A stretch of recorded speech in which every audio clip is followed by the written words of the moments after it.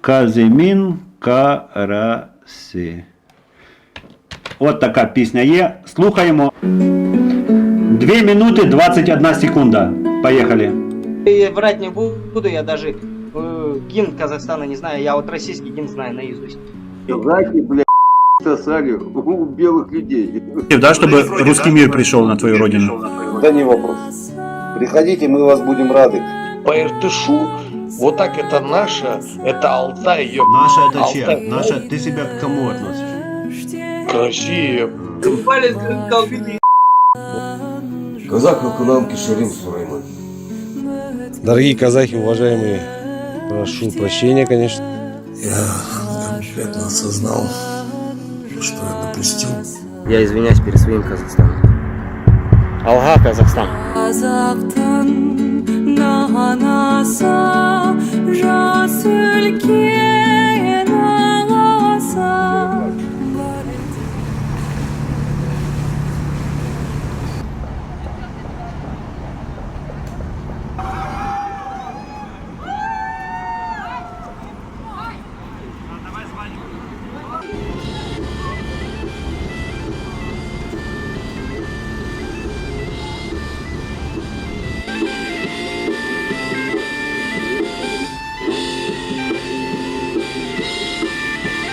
Ну, до этого, до войны, до полномасштабных вторжений, до 2014 года, чем занимался вообще твоя обычная жизнь? Я обичний чоловік, я звичайна людина, в мене є сім'я, в мене є робота. Я з 98-го року працюю в торговлі. Ага. Я сам продажник. То есть я знаю психологию, как нужно продавать, как нужно, как говорится, сделать так, чтобы выбрали именно твой товар. Я знаю психологию покупателя, что покупатель хочет, какие точки, на какие точки нужно нажать, чтобы покупатель купил именно твой товар. Поэтому это такая, проактивная позиция жизненная. Мы каждый день продаем. Ага. Был участником помаранчевой революции, такой, еще был молодой. Возили помощь, большую кастрюлю борщу в наш дом сварил. Активный участник Евромайдана. И вот такая сейчас у меня проактивная позиция. Сейчас активно слежу за событиями и в Украине. Ну и так получилось исторически, что уже стал интернациональным блогером, когда появилась такая широкая аудитория из Казахстана, много подписчиков с Беларуси. И стараюсь так в это трудное время, чтобы аккумулировать силы вне Украины для поддержки Украины. Понял. Василий, а как ты наткнулся или как ты нащупал казахстанскую аудиторию? Вообще, как произошло вот это касание первый раз? Ну, скажу так, это не я ее нащупал, это она меня нащупала. Я не фокусировался на Казахстане. Так как я выходил в эфир в разные страны, мне попадались собеседники из Казахстана. И я обратил внимание, что большой интерес, когда идут просмотры, казахи активно комментируют. Они соглашаются или, наоборот, не соглашаются с моим собеседником. И таким образом я начал больше обращать внимание на Казахстан, потому что, наверное, где-то почувствовал, что сейчас это важно для тех людей, которые смотрят. Никаких фокусов, никаких векторов у меня ничего не было. До одного момента, когда я встретил в эфире, это было 20 сентября 2020 года, такого уже как бы известного персонажа, это Кирилл Башко. Ты можешь не называть этот народ обезьянами? Мне противно, когда ты говоришь. Я тебе еще раз говорю, это обезьяны. Это житель города Рудный, который, а как оказалось, не только меня взбесил во время разговора, так поднял на уши весь Казахстан. И многие знают эту историю.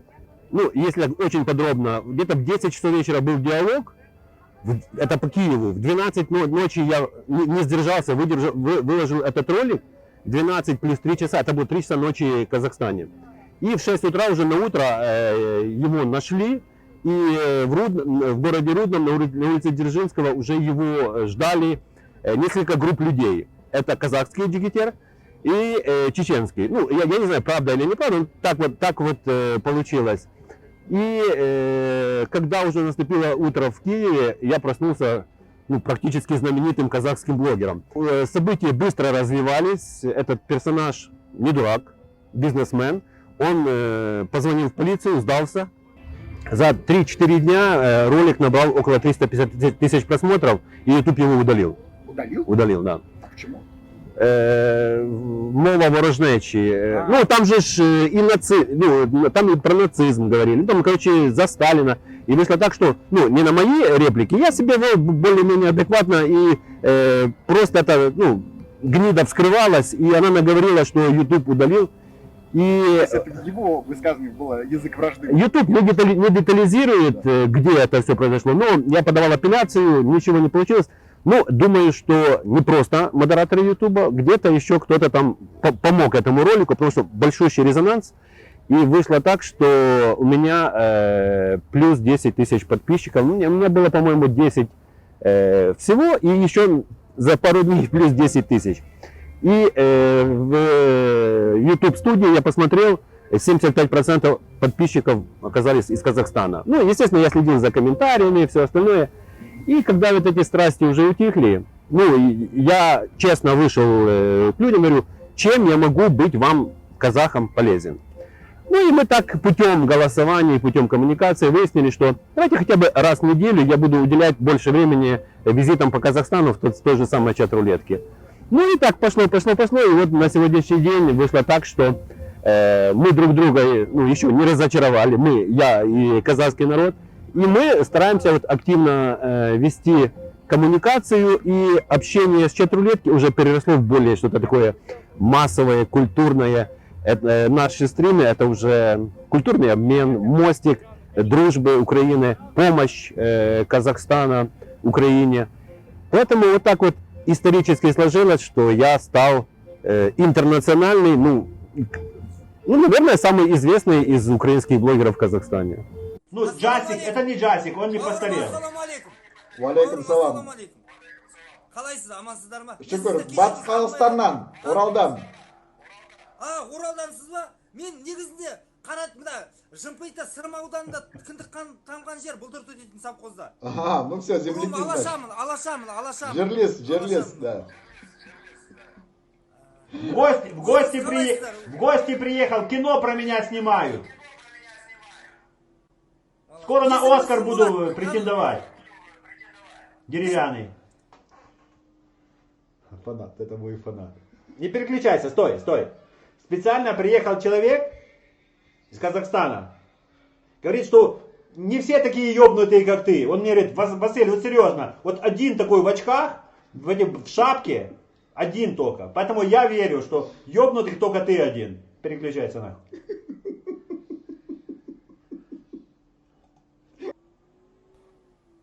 О, пан Василий. Смотри, Пан Василий, он знал, да, вообще без смотри, фаната. нет, это мой фанат. Аслан специально пригласил из Казахстана человека, который вот сегодня был в Киеве, на днях был во Львове. Можешь позадавать вопросы по Украине в прямом эфире. Да, нет таких вопросов. А ты что, ты эфир уже ведешь, да? Ты записываешь? А что, я всегда веду эфир. Василий, у меня один такой вопрос. Скажи, пожалуйста, Василий, тебе зачем ты лезешь в Казахстан? Тебе какая разница, кто у нас на каком языке Это говорит? не я, это Казахстан ко мне лезет. Вот человек приехал из Казахстана, познакомься, Лукпан. Как? Лукпан? Фанатом я. Да, он в КНБ работает, привез мне зарплату за 3 года. За 3 года была задолженность. Карточкой не работали, наличкой привез. 2 ведра денег. Ну ладно, он с Украины, наверное, ты что? Жоқ, Оралданмын, Батыс Қазақстан. А он не знает казахского. А какая тема эфира-то, Василий? В смысле, қазақша сөйлеймін бе мен? Он стесняется казахского. Но Нет, тема хорошо, эфира, время. живой казак приехал в Украину. Можно задать прямые вопросы, что он видел, без телевизора, без посредников каких-то дел. Блин, почему-то со звуком сегодня у тебя очень плохо. Как только серьезный вопрос, сразу плохой звук. Вот как? так Не-не-не, можно я быть? не вру, чел, серьезно. Ну как, ты меня слышишь, а Лукпана не слышишь? Как относится к войне на Украине, давай спроси. Давай, потом поговорим. У нас еще в прямом эфире есть звонки. А, вот в чем дело.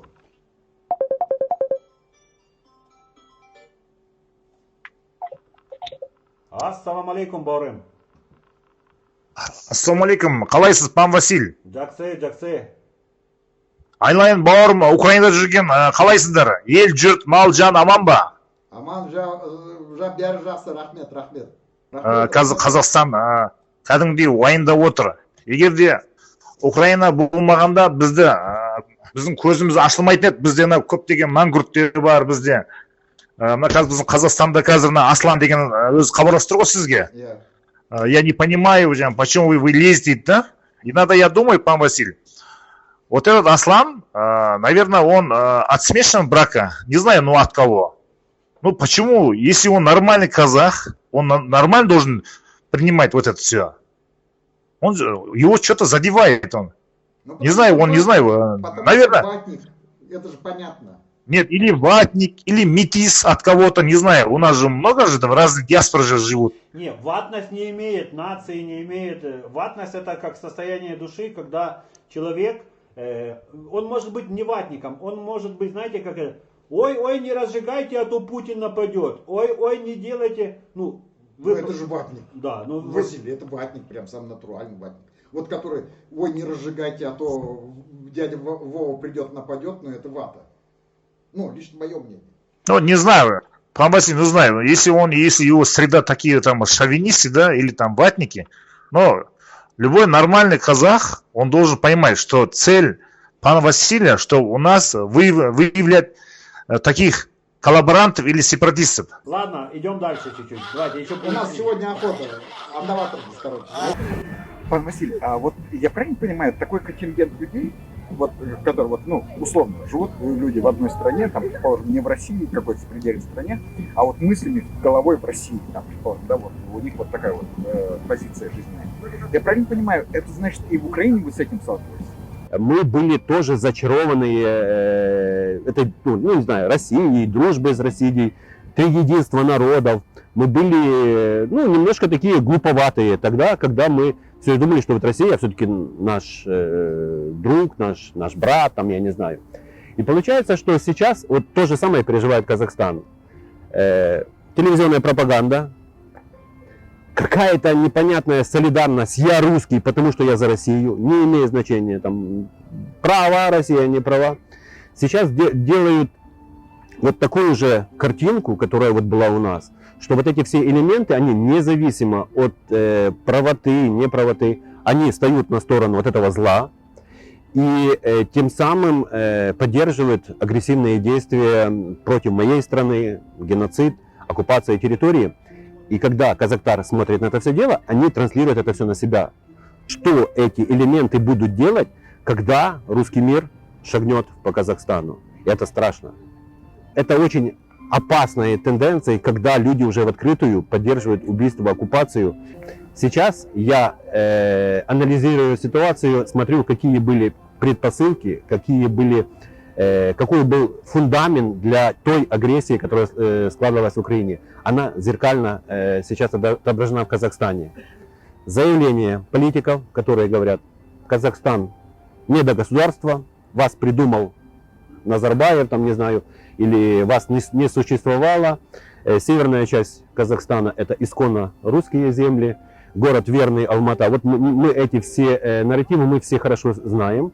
И политики не самого низкого ранга, да, достаточно высокого уровня политики делали такие заявления. Это о чем говорит? Говорит о подготовке почвы. То есть они не думали, что на Украине они так застрянут. Но думаю, что Россия получит очень хорошо по зубам, и им нужно будет какая-то небольшая победоносная война. Она сделает это грязное черное дело в Казахстане. Мне бы очень не хотелось, но нужно быть готовым к тому, что следующий будет Казахстан. Очень бы хотелось, чтобы я ошибался, но нужно быть готовым к самому худшему. О, Игорек. Добрый вечер. Алматы. Специально для тебя пригласил казахов в Киев, в Украину. Можешь позадавать вопросы. На русском языке он понимает, кстати. Вы так примитивно меня прям это вводите в курс дела. Пригласил казахов на русском языке. Вы скажете, что я провокатор, то все. А вот человек, который ваш, из Казахстана. Последняя наша встреча говорит, нужно всем остановиться, зафиксировать, вот Украина и Россия, зафиксировать, чтобы никого не убивали, и все, типа, мол, ну, заморозить все. Вот человек хочет, чтобы я предал херсонцев, мариупольцев, там, ну да, я понял. Это примерно так же, как если бы Рашка напала на нас, допустим, под своей мощью оттяпала пол Западно-Казахстанской области, мы там застыли бы, и потом кто-нибудь пришел и сказал, ребят, ну ладно, давайте вот пол Западно-Казахстанской области отдадим, хрен с ним. И вот на этом остановимся. Главное, чтобы не убивали. Да, главное, чтобы не убивали. Ну, так, Игорь. Земля никуда не денется. Если справедливость на вашей стороне, она и восторжествует. Как она? Кто должен наказать тех, кто разрушил мой город? Кто накажет? Где эта справедливость? Мы же ждем ее. Время накажет. Это несравнимо. Короче, вот таких вот кадров, он же из Казахстана, да, чувак этот? Да, Алматы, он... Вот как вы думаете, вот в случае такого благоприятного сценария, скажем так, хорошего сценария, каковы перспективы взаимоотношений между Украиной, Казахстаном и вообще вот другими странами вот, из Центральной Азии? В идеале мне бы очень хотелось, чтобы у нас был общий кордон.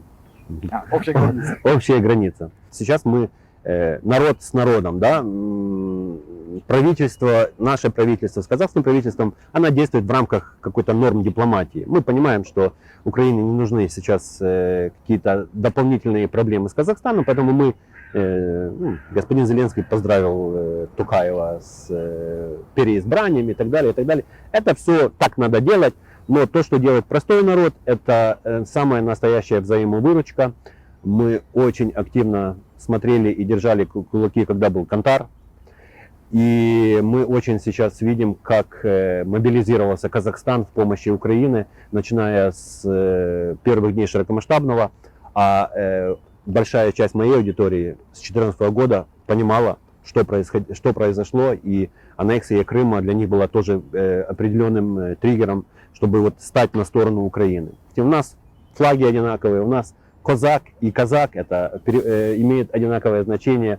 Я думаю, что активно и казахский бизнес будет принимать участие в восстановлении Украины.